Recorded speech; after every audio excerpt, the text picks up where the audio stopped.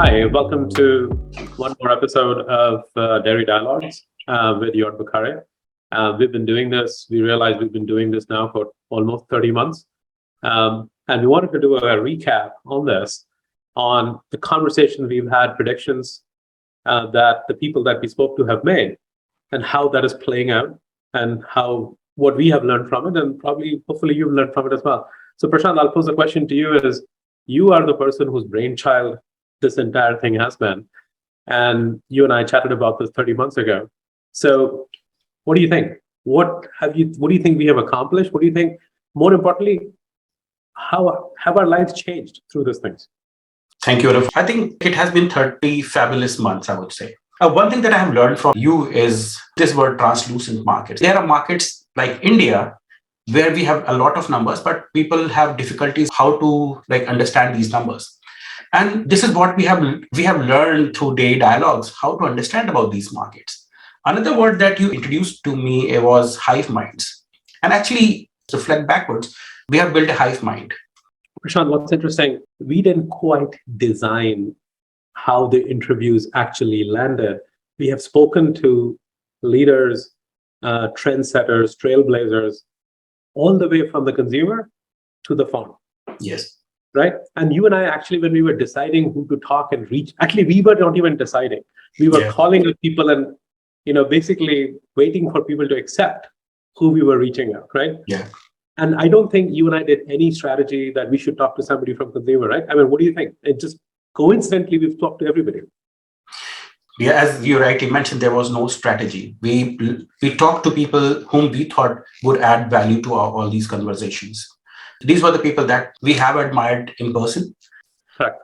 So, Prashant, let's start. So, we spoke with, of the people that we speak with, the three conversations that jump up materially to me, actually four, is starting with, and I still think about that conversation and I laugh that studying Russian and studying Gujarati is the same, was Dr. Ratnam. So, there is a prediction that Dr. Ratnam had made, or an observation or a prediction, whatever you want to call it, about consumers and products. Yeah. So he very rightly said there is consumer for every price point. And if you see, Anup, this is exactly being reflected in the market as of now. As of now, India seems to be short with butter. And this is exactly where you see that people who can afford butter are still consuming butter. Now, talking of the regional differences, I remember the chat with Rufel, and now he was living in Europe, he moved to Rajasthan. He's created this company that's delivering products into, I don't think he will say the way I'm going to say it, into a social mood, if you will, but recount, because he also made a prediction. After living in Europe, he has definitely admired the cheeses and yogurts that he had here, and this is exactly what he wanted to offer to the Indian consumer. And being a new entrant to the market, he was looking for a vehicle to communicate with the consumer. And this is where he saw that packaging is going to be the actual communicator with the consumer. And also then he also found out that different age groups, they have different choices. Correct. It's lovely. And then now, Hitesh, the story is in the consumer segment, just like Dr. Ratnam pointed out, there's a consumer for every product, every price point. He found this market, he found the consumer, found the product, and he's connected a supply to a want. I would not even say it's a need, it's a want. I think there are two things that I would like to mention about his product. One thing that we are currently talking, and it's the hottest selling cake of the sector, is the sustainability. And one thing being a product produced from a camel, it is actually one of the most sustainable milks. But what he was able to catch or grasp is, as you rightly mentioned, Anup, there is a very niche segment. He was able to transform that product, a liquid camel milk, through the help of technology into powder, and he was then able to cater it to different markets. So use of right technology has also been critical. The fourth, and this is in no sequence, this is just how when we were thinking about this, we wrote down. The fourth part was Ranjit in Stellabs, he's talking about the smart labels. Yeah. Now, smart labels, I think, do a phenomenal job of telling a story. And I think the smart label is the future. And what he's talking about is how do you cater to a demand that you don't even know exists? So he's a technology enabler himself. So his company is offering technology, and via that, like they are able to monitor what is happening on the farms, and then they are able to bring that as a token to the consumer. So they are able to connect digitally, like with a digital fingerprint, they are able to connect what is happening on the farms. And now there is also a segment like within India that is rising, and that wants to be significantly aware of where their milk is coming from, how their milk is being produced, what is its carbon or social footprint. So what kind of goals are being met by these kind of productions? This is one of the niche segments in India as of now. A lot of companies don't do that. A lot of major giants don't do that.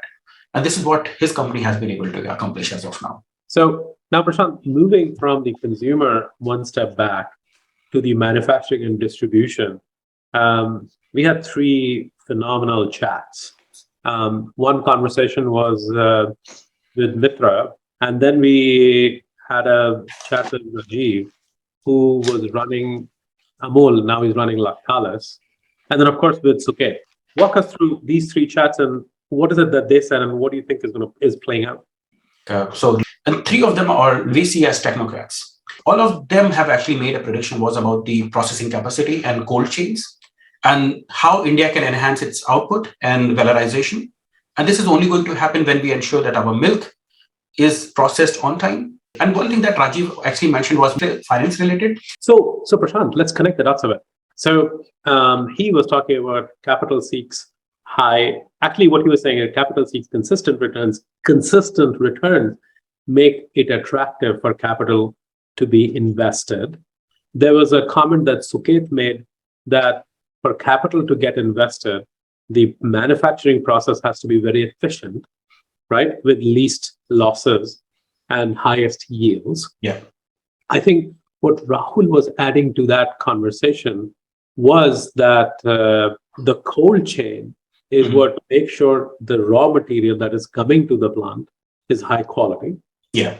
So it can get converted into shelf-stable products that the consumer desires. Yeah. Satnam said, yeah, there's a consumer for every product, right? And we move it back to this. The second thing that he was also saying is, by the way, this process is like a Boeing plane that takes off on Monday and lands on Saturday, and you have to make sure everything is available so this process doesn't get disturbed. Yeah.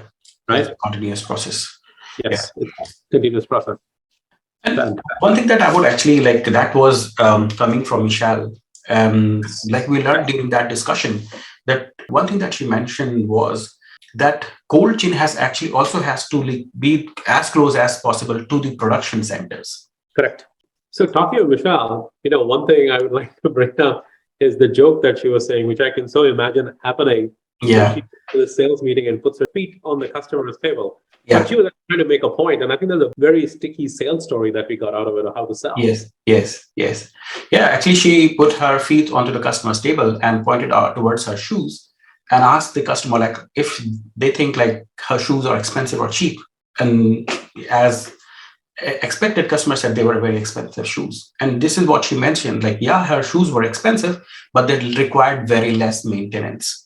So it lasted a long time. Exactly. And this is what she was pointing out towards the quality of the product that should be installed. It can create higher capex, but like it would require lower opex. Correct. Absolutely. So now we move one step back from processing onto the farm. We had our first conversation was with Pankaj. And that to me is a very personally gravity conversation because it felt like I was talking to a classmate of mine from college. Yeah. Although he's much younger than I am, but there was a little camaraderie, right? And he was doing this interview from a tin shed, and it started raining, right? And you could hear the rain on the tin shed. What I learned from that is that he wasn't a farmer; he was a computer engineer. Yeah. And he went into farming and he applied some very common sense. And what he was saying is that I realized that the weight of the animal is the best way to understand whether the animal is well or not well and manage their cost of health. Well, he improved the health of his herd and reduced the health costs of his herd and increased the yield per cow. Yeah. I think, go ahead. Yeah. And one thing that he was also able to do was enhance the labor productivity. So taking pictures, showing it like his laborers, what to expect, how something would look like, what to report, and just like use of a smartphone. This is what I found fabulous. Yes. Which then brings us to Anil.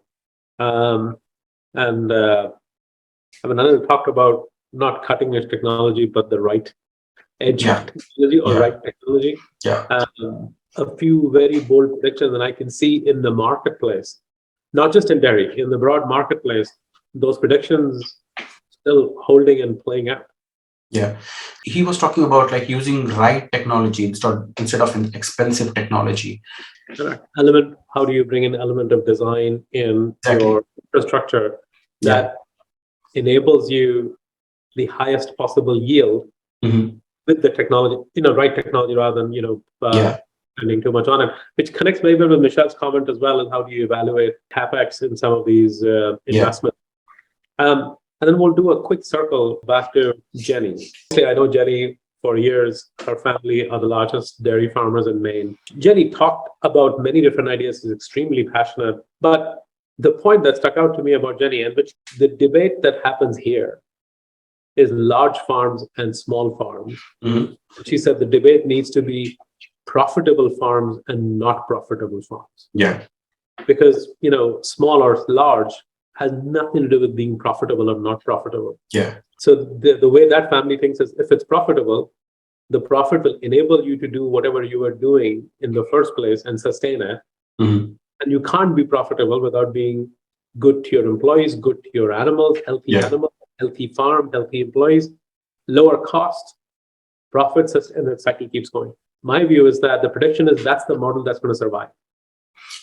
Very well put, Anu, because I think like even when we talk about the Indian market, like we will see only a specific farm segment that are being promoted. But when we realize like most of these smaller farms are not making any margins, they are rather punching holes into their own pockets. This is where I think India should really think about having more profitable farms rather than specific segments of farms or promoting specific segments of the farm in India. One discussion, Anup, we also had was with Anil Agarwal. One thing that he also mentioned was also regarding profitability, but he was talking about the processor's profitability. And this is where he mentioned about the valorization. So, and he made a prediction that like, okay, cheese is going to be one of the fastest growing segments in the Indian dairy sector. And one thing that he said, like one of the outcomes of this is the whey. And how to handle the whey is actually going to determine if these processes are going to be profitable or not profitable in the coming years. So in capping this conversation, a very impressionable thing that somebody said to me in these interviews was Ranjit. And Ranjit said, dairy is a daily velocity crop, right? That changed, informed, refined, whatever you want to call it. It's been very impressionable because, we as traders in the market, we have a daily report card, right? In the evening, you look at the P&L and say, did you make money or not make money? I think dairy is exactly that. Actually, the impact of each decision is being measured, felt every day. Right? If it's a daily velocity crop, you have to have the seriousness and discipline and consistency of dealing with this business and all facets of the business on a daily basis. There's a report card that's happening, every day. And I thoroughly enjoy that. I think there's an element of math so that in wrapping it up. So we've been doing this for 30 months. Are you encouraged? Not encouraged? What's the holiday message before we say Happy New Year and Happy Holidays? I think I'm extremely pumped for the next year. I'm looking forward to talking to 12 more geniuses from not just from the Indian but from the global dairy sector. And we will keep on doing it because it has been like fabulous journey of learning about these people, learning about their journeys, and also learning about the market through their eyes. Correct. I think that's the key takeaway for us as well, is that while we are listening to their life stories and their accomplishments, we're actually learning the market from their lens. And I think that's foundational for us. Well, thank you very much, Prashant, for making the time and reminiscing this. We wish everybody who watches us very happy holidays and a very happy new year. And thank you for the support, and we'll continue doing this because we have a lot of fun. I hope you have as much fun as we do hosting this. And thank you, Anup, for being such a great support in this journey.